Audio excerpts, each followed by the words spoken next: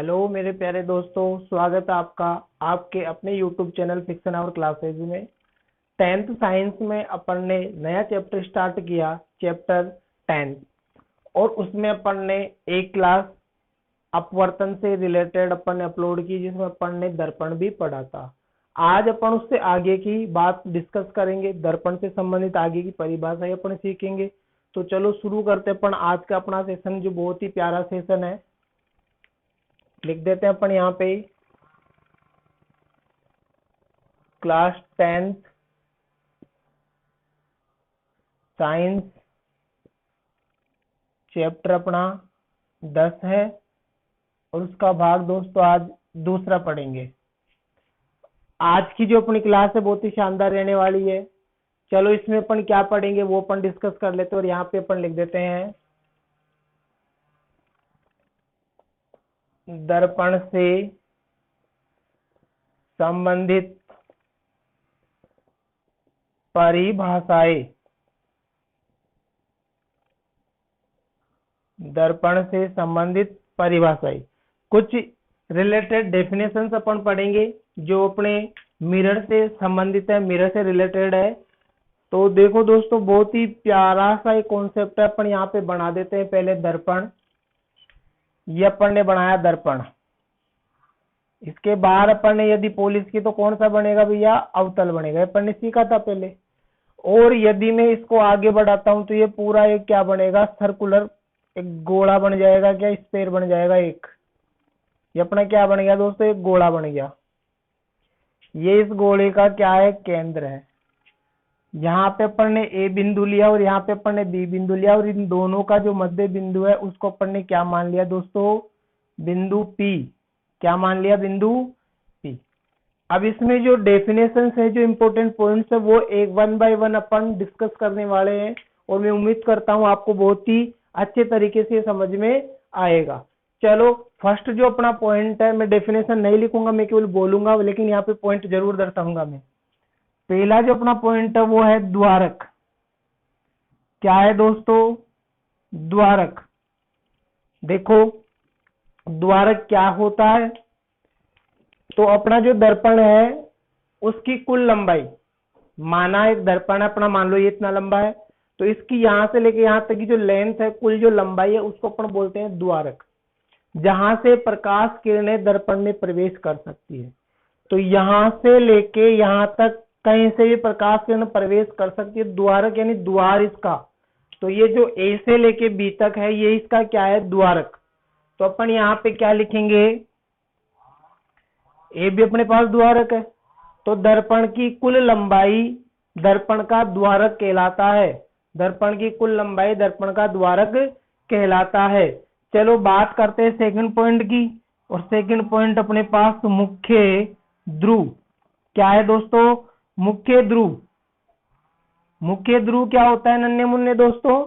मुख्य ध्रुव होता है दर्पण के द्वारक का मध्य बिंदु, या दर्पण का मध्य बिंदु। जो मान लो ये दर्पण है, तो यहां से और यहां से जो सेंटर आएगा उसको अपन क्या बोलेंगे? मुख्य ध्रुव बोलेंगे। तो दर्पण का जो मध्य बिंदु है, ये दर्पण है ए से लेके बी तक, और ए और बी का मध्य बिंदु क्या है? पी। तो वो क्या कहलाता है? मुख्य ध्रुव कहलाता है। किससे दर्शाएंगे? पी से। मेन पोल होता है। क्या होता है? मेन पोल। चलो आगे चलते हैं। 2 पॉइंट अपने हो गए हैं। तीसरा जो पॉइंट अपना वो है वक्रता केंद्र। क्या है प्यारो? वक्रता केंद्र। वक्रता केंद्र क्या होता है नन्हे मुन्ने शेरो, मेरे रसगुल्लो? वक्रता केंद्र होता है कि जो दर्पण है अपना, जो ये ए बी जो दर्पण है, ये इसको अपन ने एक कांच के गोले में से काट कर लाए थे अपने, माना। यानी कि ये पूरा एक कांच का गोला था, उसमें से अपन ने इस भाग को काटा है, और फिर अपन ने क्या किया? उसके पॉलिश की है। परावर्तक पदार्थ की क्या है? पॉलिश की है, तो दर्पण बन गया। तो ये जो जिस गोले में से काट कर लाए हैं, उस गोले का जो केंद्र होगा उसको अपन क्या बोलेंगे? वक्रता केंद्र। अर्थात दर्पण जिस गोले का कटा हुआ भाग है, दर्पण जिस गोले का कटा हुआ भाग है, उस गोले का केंद्र वक्रता केंद्र कहलाता है। और दोस्तों किससे दर्शाते हैं? सी से। तो ये अपना क्या हो गया? सेंटर हो गया ये, ठीक है। उसके बाद में फोर्थ पॉइंट है वक्रता त्रिज्या। क्या है? वक्रता त्रिज्या। चलो वक्रता त्रिज्या की बात करते हैं। तो दर्पण जिस गोले का कटा हुआ भाग है, दर्पण जिस गोले का कटा हुआ भाग है उस गोले की त्रिज्या वक्रता त्रिज्या कहलाती है। दर्पण जिस गोले का, यानी कि जो दर्पण जिस गोले का कटा हुआ भाग है उस गोले की जो त्रिज्या है, उस गोले की जो रेडियस है, उसको अपन बोलते हैं रेडियस ऑफ कर्वेचर, वक्रता त्रिज्या बोलते हैं, ठीक है। या फिर अपन दूसरी परिभाषा बोल सकते हैं कि वक्रता केंद्र में ध्रुव के मध्य की दूरी, वक्रता केंद्र जो मुख्य ध्रुव है उसके मध्य की जो दूरी है उसको अपन क्या बोल सकते हैं? वक्रता त्रिज्या। और किससे दर्शाते हैं? आर से। अर्थात ये अपने पास क्या हो गया? आर। चलो आगे चलते हैं पांचवें पॉइंट की ओर। पांचवा पॉइंट होता है मुख्य अक्ष। क्या होता है प्यारो? मुख्य अक्ष। देखो मुख्य अक्ष क्या होता है, अपन बात करते हैं मुख्य अक्ष की। मेन एक्सिस क्या होता है? तो वक्रता केंद्र और मुख्य ध्रुव सी और पी, वक्रता केंद्र सी और मुख्य ध्रुव पी को मिलाने वाली रेखा को दाईं व बाईं ओर आगे बढ़ाने पर, यानी कि दोनों ओर आगे बढ़ा दो, इधर भी आगे बढ़ा दो तो इधर भी आगे बढ़ा दो, तो जो नई रेखा प्राप्त होगी उसको अपन बोलते हैं मुख्य अक्ष। दर्पण के वक्रता केंद्र व मुख्य ध्रुव को मिलाने वाली रेखा को दाईं व बाईं ओर आगे बढ़ाने पर प्राप्त रेखा मुख्य अक्ष कहलाती है। चलो बात करते हैं अपन पॉइंट नंबर 6 की, जो है फोकस बिंदु। क्या है? फोकस बिंदु। तो इसकी परिभाषा अपन कैसे लिखेंगे कि दर्पण में जब प्रकाश किरणें समांतर आती है तो परावर्तन के बाद, क्योंकि दर्पण परावर्तन के नियमों पर आधारित है, प्रकाश किरण आएगी, टकराएगी और वापस उधर ही लौट जाएगी। तो दर्पण में जब प्रकाश किरणें मुख्य अक्ष के समांतर आती है, यानी कि मुख्य अक्ष के समांतर जब आती है तो परावर्तन के बाद जिस बिंदु पर मिलती है, जिस बिंदु पर मिलती है उस बिंदु को मुख्य बिंदु कहते हैं, फोकस बिंदु कहते हैं। दर्पण में जब प्रकाश किरणें मुख्य अक्ष के समांतर आती है तो परावर्तन के बाद मुख्य अक्ष के जिस बिंदु पर प्रतिच्छेद करती है या जिस बिंदु पर मिलती है वो बिंदु क्या कहलाता है? फोकस बिंदु कहलाता है। और उसको किससे दर्शाते हैं? कैपिटल एफ से। किससे दर्शाते हैं? कैपिटल एफ से। और वो हमेशा सी और पी के मध्य में होता है, हमेशा सी और पी के बीच में होता है, बिल्कुल सेंटर में होता है दोनों। तो अर्थात अपन बोल सकते हैं कि वक्रता त्रिज्या का जो आधा होता है उस बिंदु पर अपन को फोकस बिंदु मिलता है। चलो बात करते हैं फोकस दूरी की। फोकस दूरी क्या है? तो फोकस दूरी अपने पास क्या आएगी? फोकस बिंदु व मुख्य ध्रुव के मध्य की दूरी, फोकस बिंदु व मुख्य ध्रुव के मध्य की दूरी, अर्थात यहां से लेके यहां तक तो ये त्रिज्या होती है और यहां से लेके यहां तक की जो डिस्टेंस उसको अपन बोलते हैं फोकस दूरी। और किससे दर्शाते हैं? स्मॉल एफ से। फोकस बिंदु व मुख्य ध्रुव के मध्य की दूरी फोकस दूरी कहलाती है। दूसरी परिभाषा क्या हो सकती है मित्रों? दूसरी परिभाषा होती है जो वक्रता त्रिज्या है उसका आधा ही तो है ये, तो वक्रता त्रिज्या का आधा फोकस दूरी कहलाती है। वक्रता त्रिज्या मान लो 5 सेंटीमीटर तो 2.5 सेंटीमीटर क्या आएगी? फोकस दूरी आएगी। तो इसको अपन ये भी लिख सकते हैं r/2। क्या हो सकता है ये? r/2। चलो बात करते हैं अपन बिंब दूरी। बिंब दूरी क्या होती है दोस्तों? तो दर्पण के सामने रखी वस्तु, दर्पण के सामने रखी वस्तु एवं मुख्य ध्रुव के मध्य की दूरी, दर्पण के सामने रखी वस्तु एवं मुख्य ध्रुव के मध्य की जो दूरी है उसको क्या बोलते हैं, बिंब दूरी या वस्तु दूरी। जो अपना दर्पण है उसका ध्रुव है और उसके सामने एक वस्तु रखी है, दोनों के बीच में जो डिस्टेंस होगी उसको अपन बोलते हैं बिंब दूरी बोलते हैं, वस्तु दूरी बोलते हैं। और किससे दर्शाते हैं दोस्तों, यू से। और इस यू का मान क्या होता है, ऋणात्मक होता है, नेगेटिव होता है। क्या होता है, ऋणात्मक। जबकि जो एफ का मान है वो ऋणात्मक भी हो सकता है, धनात्मक भी हो सकता है। डिपेंड करेगा किस पे, दर्पण पे, कि दर्पण कौन सा है। और ये हमेशा क्या होती है, ऋणात्मक ही होती है। चलो, प्रतिबिंब दूरी, प्रतिबिंब दूरी ये क्या होती है, तो दर्पण के द्वारा बने वस्तु के प्रतिबिंब, यानी कि एक वस्तु रखी थी दर्पण के आगे, उसका प्रतिबिंब बन गया दर्पण में, तो दर्पण के द्वारा वस्तु का बना प्रतिबिंब एवं मुख्य जो ध्रुव है उसके मध्य की दूरी, अर्थात प्रतिबिंब व ध्रुव के मध्य की जो दूरी होती है उसको क्या बोलते हैं दोस्तों, प्रतिबिंब दूरी बोलते हैं। क्या बोलते हैं, प्रतिबिंब दूरी। और किससे दर्शाते हैं, v से दर्शाते हैं। और इस v का मान पॉजिटिव भी हो सकता है तो नेगेटिव भी हो सकता है। किस पे निर्भर करता है, दर्पण पे निर्भर करता है। किस पे निर्भर करता है मेरे नन्हे मुन्ने रसगुल्लो, दर्पण पे निर्भर करता है। तो उम्मीद करता हूं ये जो बातें अपन ने पढ़ी है आपको बहुत ही प्यारे तरीके से, बहुत ही उम्दा तरीके से समझ में आई होगी। चलो अब अपन आगे चलते हैं और आगे अपन पढ़ेंगे चिन्ह परिपाटी। एक मिनट में क्लास देख लेता हूं कितना क्या हो गया है। चलो दोस्तों, अब अपन बात करते हैं चिन्ह परिपाटी की। चिन्ह परिपाटी क्या होता है, तो इसको अपन हटा देते हैं।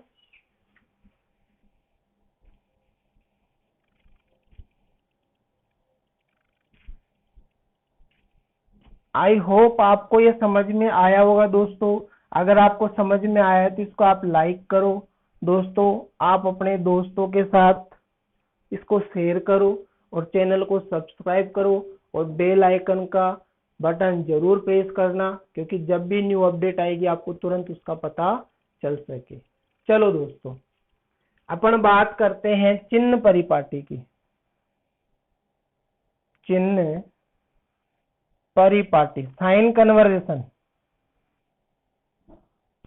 इसके लिए अपन निर्देशांक तंत्र का उपयोग करते हैं। किसका उपयोग करते हैं, निर्देशांक तंत्र का। निर्देशांक तंत्र में अक्ष होते हैं, अक्षों से मिलकर निर्देशांक तंत्र बनता है। माना ये दो अक्ष, ये x, इधर x डैश हो जाएगा, ये y और इधर y डैश हो जाएगा। अर्थात इधर जो मान है वो क्या होते हैं, पॉजिटिव होते हैं। इधर जो मान होते हैं वो नेगेटिव होते हैं। इधर ऊपर मान पॉजिटिव होते हैं और नीचे मान नेगेटिव होते हैं। और ये अपना क्या है, मूल बिंदु। यहाँ पे अपन ने क्या रख दिया, एक दर्पण रख दिया, येलो रख सकते हैं अपन, दर्पण अवतल हो उत्तल हो कोई फर्क नहीं पड़ता है। अब दर्पण का ये क्या है, मुख्य ध्रुव हो जाएगा क्या बीच में, चलो हो गया है। तो मुख्य ध्रुव से दाई ओर, इधर कौन सी डायरेक्शन है, दाई ओर, राइट साइड, ये राइट साइड है और ये लेफ्ट साइड है। तो दर्पण के दाई ओर स्थित सभी दूरियां, सभी राशियां धनात्मक होती है, पॉजिटिव होती है। राइट साइड में जितनी भी क्वांटिटीज आएगी, जितनी भी दूरियां आएगी, वो सब किस में होगी, प्लस में होगी, पॉजिटिव होगी। जबकि दर्पण के बाई ओर स्थित सभी दूरियां, सभी राशियां ऋणात्मक होती है, वो सारी नेगेटिव होती है। दर्पण के ध्रुव के बाई ओर स्थित सभी दूरियां क्या होती है दोस्तों, ऋणात्मक होती है। समझ में आ गया होगा। चलो बात करते हैं ऊपर की ओर। दर्पण के ध्रुव के ऊपर की ओर स्थित सभी दूरियां, सभी राशियां धनात्मक होती है। दर्पण के ध्रुव के ऊपर की ओर स्थित सभी दूरियां धनात्मक होती है, जबकि दर्पण के ध्रुव के नीचे की ओर स्थित सभी दूरियां, स्थित सभी राशियां ऋणात्मक होती है, नेगेटिव होती है। इसको अपन चिन्ह परिपाटी कहते हैं दोस्तों।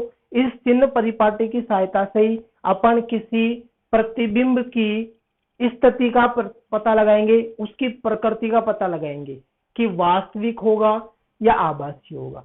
देखो मैं बात बता दूं थोड़ा सा यहीं पे, अगर दाई और कोई प्रतिबिंब बनता है तो प्रतिबिंब कैसा होगा? वास्तविक होगा, नहीं बेटा आभासी होगा। कैसा होगा? आभासी। और आभासी के साथ हमेशा क्या होता है? सीधा। जबकि बाई और कोई भी प्रतिबिंब बनेगा वो कैसा होगा? वास्तविक होगा। और वास्तविक के साथ क्या होता है दोस्तों? उल्टा होता है। चलो मैंने आपको बता दिया है, यदि इधर कोई प्रतिबिंब बन रहा है, इधर कोई अपने पास मिरर में इमेज बन रही है, तो वो कैसी होगी? आभासी होगी और सीधी होगी।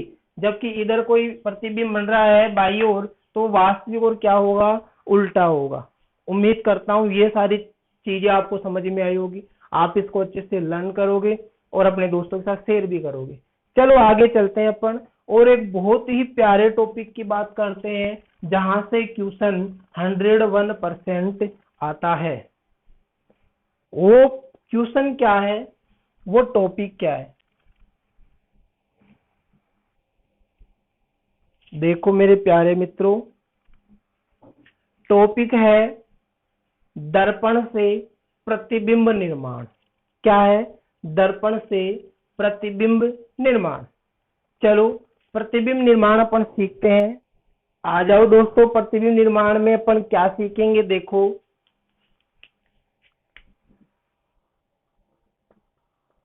दर्पण से प्रतिबिंब निर्माण के नियम। पहले अपन नियम सीखेंगे, उसके बाद में प्रतिबिंब निर्माण सीखेंगे। ठीक है दोस्तों, तो नियम अपन सीखते हैं। नियम क्या क्या है अपने? देखो दर्पण से प्रतिबिंब निर्माण के नियम। दर्पण कितने? 2, अवतल और उत्तल। अवतल और उत्तल दर्पण है अपने पास और दोनों से अपन प्रतिबिंब निर्माण सीखेंगे। पहला जो नियम है वो क्या बोलता है? फर्स्ट जो रूल है वो क्या बोलता है? अपन यहाँ पे पहले दर्पण बनाएंगे मेरे प्यारे दोस्तों। कौन सा दर्पण है? उभरे हुए भाग पे पॉलिश हो रही है, अवतल दर्पण है। कौन सा है मित्रों? अवतल दर्पण। और अंदर धसे हुए भाग पर पॉलिश हो रही है, कौन सा दर्पण है? उत्तल दर्पण है। कौन सा है? उत्तल दर्पण है। ये इसका मुख्य अक्ष, ये इसका मुख्य अक्ष। पहला नियम अपन को ये बोलता है कि यदि कोई प्रकाश किरण मुख्य अक्ष के समांतर आती है, यदि कोई प्रकाश किरण मुख्य अक्ष के समांतर आती है तो परावर्तन के पश्चात फोकस बिंदु F से गुजरती है या गुजरती हुई प्रतीत होती है। दोबारा से सुनो, जब कोई प्रकाश किरण मुख्य अक्ष के समांतर आती है तो परावर्तन के बाद फोकस बिंदु F से गुजरती है या गुजरती हुई प्रतीत होती है। कैसे दोस्तों? देखो यहां से प्रकाश किरण आएगी, समांतर आ रही है इसके, तो ये दर्पण क्या करता है? प्रकाश किरण को परावर्तन के बाद केंद्रित करता है, केंद्र की ओर भेजता है। तो ये केंद्र की ओर आएगी और ये समांतर आई, तो ये दर्पण क्या करता है? परावर्तन के बाद प्रकाश किरण को केंद्र की ओर न भेजकर उसको फैला देता है। अर्थात ये किधर जाएगी? इधर जाएगी। इसको अपन आगे बढ़ाएंगे तो ये इधर चली गई। देखो ये मुख्य अक्ष को प्रतिच्छेद कर रही है क्या? तो कहां से गुजरेगी? फोकस से। और ये इधर चली गई तो मुख्य अक्ष को प्रतिच्छेद कर रही नहीं। अपन इसको आगे बढ़ाएंगे तो केवल अपन को आभास हो रहा है। तो ये फोकस से गुजरती हुई क्या हो रही है? प्रतीत हो रही है और इसमें वास्तविक घटना हो रही है। तभी तो मैंने बोला कि दर्पण के इधर कोई प्रतिबिंब बनता है तो कैसा होता है? वास्तविक, और इधर होता है तो कैसा होता है? आभासी। समझ में आ गई क्या बात? आपको समझ में आ गई? पहला नियम समझ में आ गया होगा। वापस से मैं एक बार रिपीट कर रहा हूं, दर्पण के मुख्य अक्ष के समांतर आने वाली प्रकाश किरण परावर्तन के बाद फोकस बिंदु F से गुजरती है या गुजरती हुई प्रतीत होती है। चलो दोस्तों, पहला नियम सीख लिया अपन ने। दूसरा नियम अपन सीखते हैं। दूसरा नियम क्या है?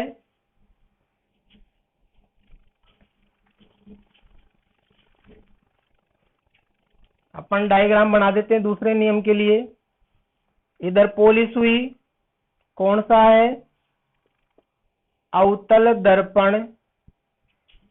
इधर पोलिस हुई, कौन सा दर्पण है? उत्तल दर्पण। ये मुख्य अक्ष, ये मुख्य अक्ष। दूसरा नियम अपन को ये बोलता है कि जब प्रकाश किरण दर्पण के फोकस बिंदु पर आपतित होती है या आपतित होती हुई प्रतीत होती है तो परावर्तन के बाद मुख्य अक्ष के समांतर हो जाती है। क्या बोल रहा है नियम? कि जब कोई प्रकाश किरण फोकस बिंदु F पर आपतित होती है, फोकस बिंदु F पर आती है तो परावर्तन के बाद मुख्य अक्ष के क्या हो जाती है? समांतर। या फोकस बिंदु F पर आती हुई प्रतीत होती है, यहाँ पे आती हुई क्या हो रही है? प्रतीत। भाई माना फोकस पर ये आ रही है तो परावर्तन के बाद मुख्य अक्ष के क्या हो जाएगी? समांतर हो जाती है। नियम समझ में आ गया क्या? दूसरा, पहले नियम का उल्टा है। जब कोई प्रकाश किरण फोकस बिंदु पर आती है या आती हुई प्रतीत होती है तो परावर्तन के बाद मुख्य अक्ष के समांतर हो जाती है। प्यारे मित्रों, समांतर हो जाती है। दोनों नियम आपको समझ में आ गए क्या? चलो अपन बढ़ते हैं तीसरे नियम की ओर। और तीसरा नियम अपन को क्या बोलता है? तीसरा नियम अपन को बहुत ही प्यारी बात बोलता है दोस्तों। देखो क्या बोलता है तीसरा नियम, इसको मिटा देते हैं। यदि अपने पास ये लिखा अपन ने थर्ड, ये बनाया दर्पण बाहर पोलिस की तो बनेगा अवतल दर्पण, अंदर की ओर पोलिस की तो बनेगा उत्तल दर्पण। ये मुख्य अक्ष, ये मुख्य अक्ष। ये माना इसका वक्रता केंद्र है C और इसका वक्रता केंद्र अपना है यहाँ पे C। वक्रता केंद्र पर प्रकाश किरण आ रही है तो वापस वक्रता केंद्र से जाएगी। वक्रता केंद्र पर प्रकाश किरण आती हुई प्रतीत हो रही है तो वापस वक्रता केंद्र से ही जाती है। देखो क्या बोल रहा है पहला नियम, ये तीसरा नियम, कि जब कोई प्रकाश किरण दर्पण के वक्रता केंद्र पर आपतित होती है, दर्पण के वक्रता केंद्र पर आपतित होती है या वक्रता केंद्र पर आपतित होती हुई प्रतीत होती है तो परावर्तन के बाद वक्रता केंद्र से ही गुजरती है, बिना किसी परिवर्तन के वक्रता केंद्र से ही लौट जाती है। वक्रता केंद्र पर आई, वक्रता केंद्र से चली गई, वक्रता केंद्र पर आती हुई प्रतीत हो रही है, वक्रता केंद्र से ही चली गई। तो ये तीसरा नियम भी हो गया दोस्तों अपना कंप्लीट। चलो अपन चलते हैं फोर्थ रूल की ओर। चौथा जो नियम है वो अपन को क्या बोलता है? चौथा नियम भी अपन याद करेंगे। देखो फोर्थ, ये बनाया दर्पण अवतल दर्पण, ये बनाया दर्पण उत्तल दर्पण, ये मुख्य अक्ष, ये मुख्य अक्ष। चौथा नियम बोलता है यदि कोई प्रकाश किरण दर्पण के ध्रुव पर आपतित होती है तो जिस कोण से आपतित होती है उसी कोण से परावर्तित भी होती है। यदि कोई प्रकाश किरण दर्पण के ध्रुव पर आपतित होती है तो जिस कोण से आपतित होती है उसी कोण से परावर्तित भी होती है, अर्थात I बराबर R, I बराबर R। चौथा नियम क्या बोल रहा है? यदि कोई प्रकाश किरण दर्पण के ध्रुव पर आपतित होती है तो जिस कोण से आपतित होती है उसी कोण से परावर्तित भी होती है दोस्तों। तो उम्मीद करता हूं आपको दर्पण से प्रतिबिंब निर्माण के जो नियम है वो बहुत ही अच्छे तरीके से समझ में आ गए होंगे। इसमें अपन ने दर्पण से संबंधित परिभाषाएं पढ़ी, चिन्ह परिपाटी को अपन ने पढ़ा है और दर्पण से प्रतिबिंब निर्माण को अपन ने पढ़ा है। दोस्तों अगली क्लास में अपन दर्पण से प्रतिबिंब निर्माण पढ़ेंगे, अवतल दर्पण से, उत्तल दर्पण से और समतल दर्पण से। जब तक के लिए आप जुड़े रहो चैनल से। जय हिंद, जय भारत। मिलते हैं अगली क्लास में, बहुत जल्द आपसे रूबरू होंगे। शेयर करना ना भूले दोस्तों, फिर से रिक्वेस्ट कर रहा हूँ, बहुत जल्द मिलेंगे अपन।